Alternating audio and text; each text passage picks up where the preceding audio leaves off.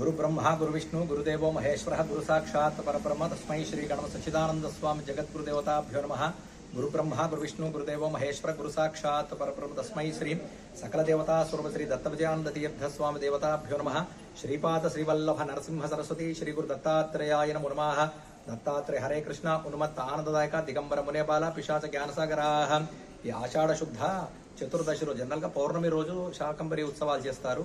మన ఓరుగల్లు నగరంలో శ్రీ గణ సచ్చిదానంద స్వామిజీ వారు శ్రీ వరద దత్తాత్రేయ క్షేత్రాన్ని ప్రతిష్ఠించారు. ఇక్కడ అనగా మహాలక్ష్మి అని తెలుగు రాష్ట్రాల్లో 2 జిల్లాల్లో కూడా అనగా మహాలక్ష్మి అనే దేవాలయం ఎక్కడ లేదు, మన దగ్గరనే ప్రకృతంగా ఉన్నది. గత 20 సంవత్సరాల నుండి కూడా మనం స్వామివారి ఆదేశానుసారము శాకంబరి ఉత్సవాలు చేస్తున్నాము. శాకంబరి అంటే ప్రకృతిని ఆరాధించడం. అక్కడ అమ్మవారు కూర్చున్నదంటే ప్రకృతి మాత అన్నట్టు. ప్రకృతిని ఆరాధిస్తే సకల లోకాలు కూడా శుభాలతో కూడా సుఖ సౌఖ్యాలతో కూడా ఉంటాయి అన్నట్టు. సకాలంలో వర్షాలు కురుస్తాయి, కరువు కాటకాలు కూడా ఉండవు.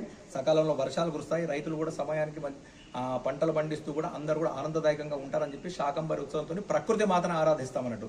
ప్రకృతిని ఆరాధించడం ఎక్కడో చెట్టు కింద కూర్చొని ఆరాధించడం కాకుండా ఒక మూర్తిని ఏర్పాటు చేసుకొని దానిలో అమ్మవారిని ఆవాహనం చేసుకొని ఏర్పాటు చేస్తామన్నట్టు. అట్లా అమ్మవారిని ఇక్కడ మహాలక్ష్మి స్వరూపంగా, మహాలక్ష్మి మహాదుర్గి మహాకాళి సరస్వతి స్వరూపంగా అమ్మవారిని ఇక్కడ ప్రతిష్ఠించారు. అంటే త్రిమాతలను ఏకకాలంలో ప్రకృతినే ఆరాధించినట్టు. ఇది తెలుగు రాష్ట్రాల్లో ఎక్కడ లేదు, ఓన్లీ మన వరంగల్లో దత్తక్షేత్రంలో మాత్రమే అనగ మహాలక్ష్మి మాత్రం ఉన్నది. చాలా విశేషంగా ఈ గత 20 సంవత్సరాల నుండి స్వామీజీ వారి ఆదేశానుసారం మనం శాకంబరి ఉత్సవాలు చేస్తున్నాము.